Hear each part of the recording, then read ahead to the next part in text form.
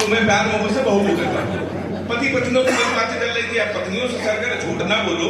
आप चाहे इतने बड़े अधिकारी हो जाए, नेता हो जाए, कभी हो जाए, या पत्रकार हो जाए, सत्यार्थी, पत्नियों से अगर झूठ ना बोलो तो कभी खाना नसीब नहीं होता।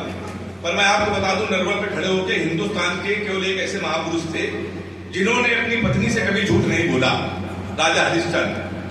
उन्होंने अपनी पत्नी से कभी झूठ नहीं बोला, क्योंकि उनकी पत्नी ने 3 बातें कभी नहीं पूछी। मैं कैसी लग रही हूं, फोन किसका था, कहां से आ रहे हो, या आप कभी नहीं पूछ जाएंगे तो आप भी नहीं झूठ बोलेंगे, कभी आप नहीं झूठ बोलेंगे। ये जितने भी पति हैं, चाहे कितने पति, चाहे हमारे विवेक भैया ही क्यों ना हो, ये सारे लोग अपनी पत्नियों से दहशत में रहते हैं। और इनकी पत्नी अपनी सहेलियों से क्या कहती है, जिनकी अगर उनको पता चला ना, कच्चा खा जाएंगे। तो इस तरीके का होता। तो मैंने आपको बताया, हम लोग कानपुर के लोग हैं, प्यार मोह से सब बहुत दूर रहते हैं। आप लड़कियों से कोई भी क्वेश्चन पूछ लो, इतना उटपटांग जवाब देती हैं। हमने एक लड़की से पूछा, हमने कहा तुम्हारा फेवरेट कलर क्या है, हमसे कहने लगी स्टूपिड कहेंगे, कोई मेच्योर क्वेश्चन नहीं पूछ सकते। तो हमने पूछा, हमने कहा 0.8 मिलीलीटर सल्फ्यूरिक एसिड को न्यूट्राइज करने के लिए कितने मोल बाइकार्बोनेट की जरूरत पड़ेगी। तब उसने बता रहा हमारा फेवरेट कलर पिंक है। तो मैं वैसा बहुत देता हूँ। मैं तो विवेक भैया के बगल में बैठा था, हमसे कह रहे हेमंत नाम में कुछ नहीं रखा, नाम में कुछ नहीं रखा। सर ये बिल्कुल सही कह रहे, नाम में कुछ नहीं रखा है। मुस्कान नाम था उसका, हमारा नुकसान करके चली गई। फिर अब रोशनी नाम की लड़की में शिफ्ट हुए, 2.5 साल उसने भी हमको अंधेरे में रखा। लोग सही कहते नाम में कुछ नहीं रखा है। लड़कियों को देखिए, ये लड़कों का नाम मोबाइल में सेट करते हैं, my honey baby, my sweet heart, my जानू, माई डार्लिंग। इन बेचारे लड़कों को देखिए, पीछे वाले उठा के ताली बजा रहे। ये लड़कियों का नाम मोबाइल में सेट करते हैं, पप्पू हलवाई, राशिद नंबर, मुन्ना हवलदार, ताली बजाई हाथ उठा के जोरदार। मैं तो अभी दुबई गया, दुबई में कभी सम्मेलन मुशायरा होता अंदाज़े बयां, जो लोग मुझे यूट्यूब पर देखते सुनते हैं उन्होंने मेरा वीडियो देखा होगा। मैं दुबई गया तो हमारी वाली को पता चला कि हम दुबई में हैं। तो उसने हमको फोन किया, कहले कि हमने सुना है दुबई में हो। तो हमने कहा सही सुना है, दुबई में ही है। कहले कि हमारे लिए सोने की चैन ले आना। तो हमने कहा क्यों? कहले कि एक तो दुबई में सोना सस्ता है, जीवन भर में तुमको याद करती रहूंगी। तो हमने कहा पगली हम चैन नहीं लाएंगे फिर भी याद करती रहोगी। उसने पूछा कैसे? हमने कहा जीवन भर सोचो कि हरामपुर से पहली बार कुछ लाने को कहा था, ये वहां से भी खाली है चला आया। तो आप कोई सीरियस नहीं लेता। और हमारा आदत तो ये हो गया है कि एक एक प्रेमिका को बांट कर ले गए, जो नहीं माना उसे डांट कर ले गए, जिस पेड़ पे बांधा था मोहब्बत का धागा, नगर निगम वाले उसे भी काट कर ले गए।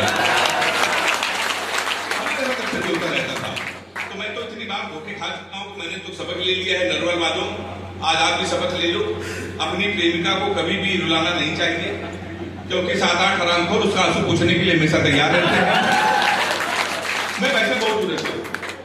हाँ, चाचा की हंसी सबसे ज्यादा इस बात पे, कई बार धोखा खाए बैठे हैं तो सब हम लोग बहुत प्यार मोहब्बत से जोड़ते हैं। ये सत्यार्थ भैया, लड़कियां बड़ी इमोशनल होती है, कभी कभी बड़ी लाड़ में आ जाती है। हमारी वाली लाड़ में आ गई।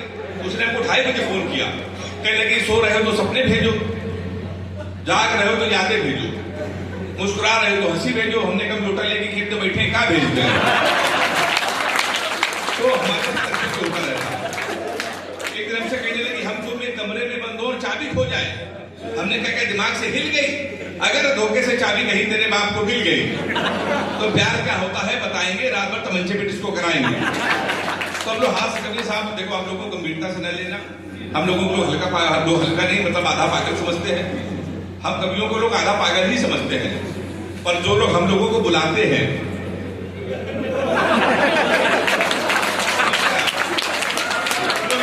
आप लोगों ने बुलाया है, तो हम लोग शादी नहीं होती साहब।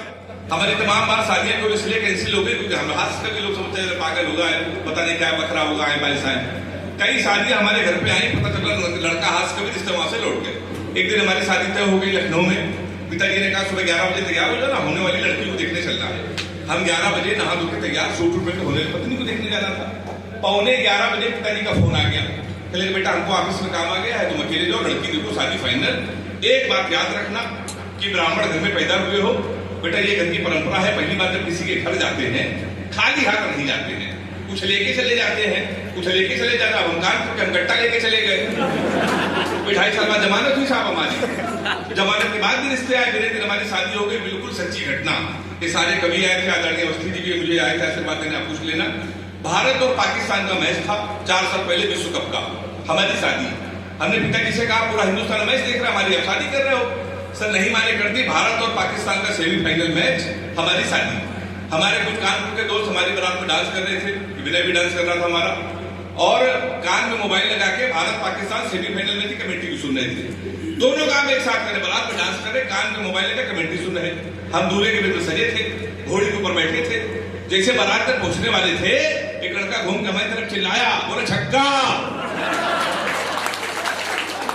अंदर कैसा? हमने कहा कहाँ छक्का? कहने लगा विराट कोहली ने मारा है। तो हमने कहा कोहली ने मारा तो हमारी तरफ को देख रहे हो? शादी के पहले दिन छक्का करो देख के हमने कहा मारे तो हमारी तरफ ना देखना। पता चला 2 मिनट इंडिया में जीत गई। किसी ने खुशी के मारे घोड़ी के नीचे सुतली बम रख दिया, वो बम फटा तो घोड़ी भागने लगी, हम भी भागने लगे। हमने चलती घोड़ी से पिताजी को फोन मिलाया, हमसे बोले कहाँ हो बेटा? हमने कहा पिताजी भाग रहे हैं। बोले किसके साथ?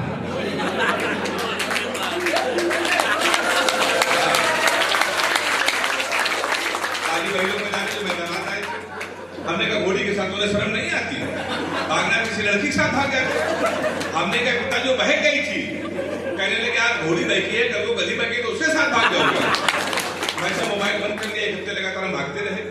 1 हफ्ते में जब होश आया तो हमने अपने आप को जंगल में पाया, वहां 4-5 आदमी खड़े थे। हमने कहा कानपुर का पता बता दो, हमने बीबी को विदा कराना है।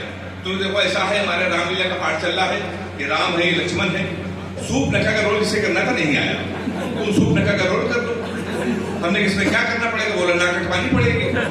हमने कहा वो तो कट चुकी है। हमने उनकी बात मान ली, रात भर सूप नखा का रोल किया। सुबह 4 बजे हमारी आंख खुली, हमारे असली कपड़े गए, वहां के आदमी गए, सूप नखा के ड्रेस में पैदल पैदल अपने घर पे। हमारे पिताजी छत के ऊपर खड़े थे, हमने कहा पिताजी पहचाना? उन्होंने माली माँ से कहा 100 कटोरा आटा दे दो। हमारे पिताजी नहीं पहचान पाए। हमने आपके पुत्र हैं? बोले हमारे 2 ही पुत्र के इंजीनियर है, नाक कटवा के घोड़ी साथ भाग गया है। ससुराल गए तो हमारे साले ने भगा दिया। सर हमारे घर के सामने पुलिस थाना, थाने के तो एसपी साहब बैठे थे, उनके पैर। हमने कहा हमारे साले के खिलाफ FIR लिख ली थी। कहले तुम ही हेमंत पांडे हो? हमने कहा कहने के तुम्हारे ना पहले से FIR है घोड़ी का अपहरण की। तुमको 2 दिन का समय दे रहे हैं, घोड़ी नहीं आई तो तुम जेल चले जाओगे। उत्तर प्रदेश का बड़ा व्यंग एक टिप्पणी में कर रहा हूँ। व्यंग अगर कानपुर के आसपास नहीं सुना जाएगा तो पूरी दुनिया में नहीं सुना जाएगा। व्यंग अगर आपके समझ में आ जाए तो हाथ उठा के ताली बजा के क्यों ये बता देना मेरा व्यंग आप तक पहुंचा। हमने उनके पैर छुए, हमने कहा घोड़ी ढूंढ लाइए। कहलेगा पुलिस का काम है घोड़ी ढूंढना। हमने कहा ढूंढ लाइए। कहलेगा पुलिस के इतने बड़े अधिकारी घोड़ी ढूंढ लाए। हमने कहा एसपी साहब भैंस को आप ढूंढ लाए थे।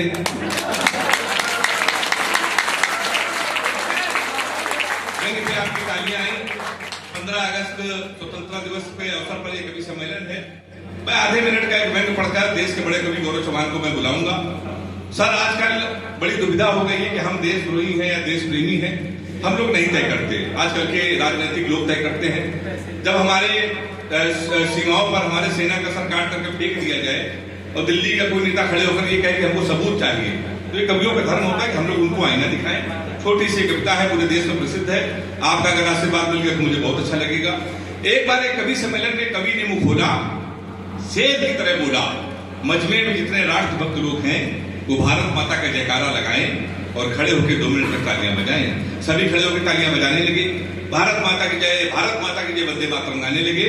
तभी सामने बैठा एक शख्स सोच रहा था कि कवि किस तरीके से कवि सम्मेलन को चला रहा है, मंच को अपनी उंगली पे नचा रहा है। उसने दूसरी बार किसी आक्रामक व्यक्ति को बोलते हुए पाया, उसे कवि और देश के नेता में कोई अंतर नजर नहीं आया। तभी उस कवि ने कहा शर्म नहीं आती, कवि में तंज कस रहे हो, यहाँ देश की बात हो रही तुम बैठे हंस रहे हो। उसका जवाब सुनिएगा।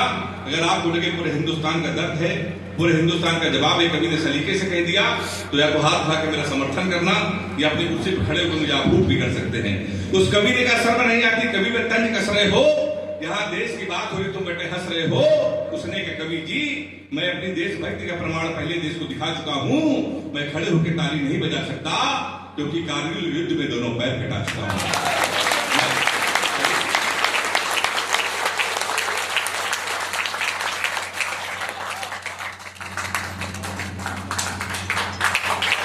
खड़े होकर ताली नहीं बजा सकता क्योंकि कारगिल